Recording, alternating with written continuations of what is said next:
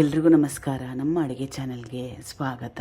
ಇವತ್ತಿನ ವಿಶೇಷ ಸ್ವಲ್ಪ ಡಿಫ್ರೆಂಟ್ ಆಗಿರೋ ರೆಸಿಪಿ. ಹಗುರವಾಗಿರೋ ಬೆಳಗ್ಗೆ ತಿಂಡಿ ಅಥವಾ ಸಾಯಂಕಾಲ ಈವ್ನಿಂಗ್ ಸ್ನ್ಯಾಕ್ ಥರ ಕೂಡ ತಿನ್ಬೋದು, ಅಥವಾ ರಾತ್ರಿ ಹೊತ್ತು ಯಾವಾಗಾದರೂ ಲೈಟಾಗಿ ತಿನ್ಬೇಕನ್ನಿಸ್ದಾಗ ಈ ರೆಸಿಪಿನ ಟ್ರೈ ಮಾಡ್ಬೋದು.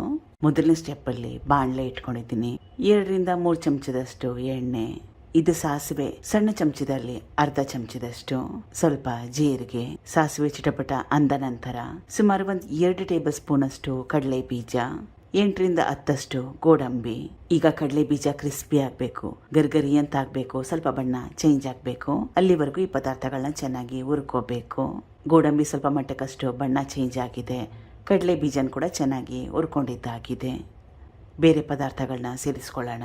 ಇದು ಸಣ್ಣದಾಗಿ ಕಟ್ ಮಾಡಿ ಇಟ್ಕೊಂಡಿರೋ 1 ದೊಡ್ಡ ಈರುಳ್ಳಿ, ಮೀಡಿಯಂ ಸೈಜ್ ಈರುಳ್ಳಿ ಇದ್ರೆ 2 ಹಾಕೊಳ್ಳಿ, ದೊಡ್ಡದಾಗಿದ್ರೆ ಒಂದೇ ಸಾಕಾಗುತ್ತೆ.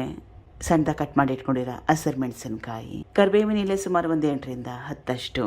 ಈ ಪದಾರ್ಥಗಳನ್ನ ಹಾಕಿದ್ಮೇಲೆ ಚೆನ್ನಾಗಿ ಕಲಸ್ಕೊಂಡು ಈರುಳ್ಳಿಲಿರೋ ಹಸಿ ವಾಸನೆ ಹೋಗಿ ಸ್ವಲ್ಪ ಬಣ್ಣ ಚೇಂಜ್ ಆಗಿ ಮೆತ್ತಗಾಗೋವರೆಗೂ ಬೇಯಿಸ್ಕೋಬೇಕು. ತುಂಬಾನೇ ಜಾಸ್ತಿ ಕೆಂಪಾಗೋವರೆಗೂ ಬೇಯಿಸ್ಕೊಳ್ಳೋ ಅವಶ್ಯಕತೆ ಇಲ್ಲ. ಈರುಳ್ಳಿನ ಸ್ವಲ್ಪ ಬಣ್ಣ ಚೇಂಜ್ ಆಗಿ ಹೊಂಬಣ್ಣ ಬಂದರೆ ಸಾಕು. ಈಗ ಈರುಳ್ಳಿ ಎಲ್ಲ ಚೆನ್ನಾಗಿ ಬೆಂದಿದೆ, ಹಸಿ ವಾಸನೆ ಹೋಗಿದೆ, ಮೆತ್ತಗಾಗಿದೆ, ಸ್ವಲ್ಪ ಬಣ್ಣ ಕೂಡ ಚೇಂಜ್ ಆಗಿದೆ. ದೊಡ್ಡ ಬಟ್ಲಲ್ಲಿ 1 ಬಟ್ಲಷ್ಟು ಪೇಪರ್ ಅವಲಕ್ಕಿ ಅಥವಾ ತೆಳು ಅವಲಕ್ಕಿ. ನೀವು ನೋಡಿ ಈ ರೆಸಿಪಿ ಅವಶ್ಯಕತೆ ಎಷ್ಟಿದೆ ಅಂತ, ಅದರ ಪ್ರಕಾರವಾಗಿ ಅವಲಕ್ಕಿನ ಉಪಯೋಗ ಮಾಡಿ. ಇದು ಹಸಿ ತೆಂಗಿನ ತುರಿ, ಸಣ್ಣ ತೆಂಗಿನಕಾಯಲ್ಲಿ ಅರ್ಧ ಹೋಳಷ್ಟನ್ನ ತುರಿದು ಸೇರಿಸ್ಕೊತಾ ಇದ್ದೀನಿ. ಸ್ವಲ್ಪ ತೆಂಗಿನ ತುರಿನ ಜಾಸ್ತಿ ಹಾಕೊಂಡ್ರೆ ಚೆನ್ನಾಗಿರತ್ತೆ. ಸಣ್ಣದಾಗಿ ಕಟ್ ಮಾಡಿ ಇಟ್ಕೊಂಡಿರೋ ಕೊತ್ತಂಬರಿ ಸೊಪ್ಪು, ರುಚಿಗೆ ತಕ್ಕಷ್ಟು ಉಪ್ಪು, ಸ್ವಲ್ಪ ಸಕ್ಕರೆನ ಆಪ್ಷನಲ್ ಆಗಿ ಇಟ್ಕೊಳ್ಳಿ, ಹಾಕೊಳ್ಳಿಲ್ಲ ಅಂದ್ರೂ ಪರವಾಗಿಲ್ಲ. 1 ಟೇಬಲ್ ಸ್ಪೂನ್ ಅಷ್ಟು ತುಪ್ಪನ ಕೊನೆಯಲ್ಲಿ ಹಾಕೊಳ್ಳೋದ್ರಿಂದ ಫ್ಲೇವರು ಚೆನ್ನಾಗಿರುತ್ತೆ. ಅದಕ್ಕೋಸ್ಕರವಾಗಿ ನಾನು ಒಗ್ಗರಣೆಗೆ ಸ್ಟಾರ್ಟಿಂಗಲ್ಲಿ ಎಣ್ಣೆನ ಉಪಯೋಗ ಮಾಡಿದೆ, ಕೊನೆಯಲ್ಲಿ ತುಪ್ಪನ ಉಪಯೋಗ ಮಾಡ್ತಾ ಇದ್ದೀನಿ. ಅಥವಾ ನಿಮ್ಗೆ ಇಷ್ಟ ಇದ್ದರೆ ಒಗ್ಗರಣೆ ಕೂಡ ತುಪ್ಪನ ಉಪಯೋಗ ಮಾಡ್ಬೋದು.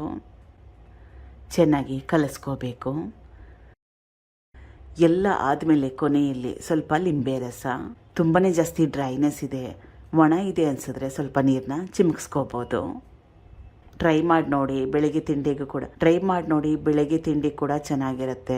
ಈವ್ನಿಂಗ್ ಸ್ನ್ಯಾಕ್ ಅಥವಾ ಮೊದಲೇ ಹೇಳ್ದಂಗೆ ರಾತ್ರಿ ಊಟ ಲೈಟಾಗಿ ಬೇಕನ್ನಂಗಿದ್ರೆ ಕೂಡ, ಅಥವಾ ಸ್ವಲ್ಪ ಡಿಫ್ರೆಂಟಾಗಿ ತಿನ್ಬೇಕನ್ನಿಸ್ದಾಗ ಕೂಡ ಟ್ರೈ ಮಾಡ್ಬೋದು. Thank you for watching. ಧನ್ಯವಾದಗಳು.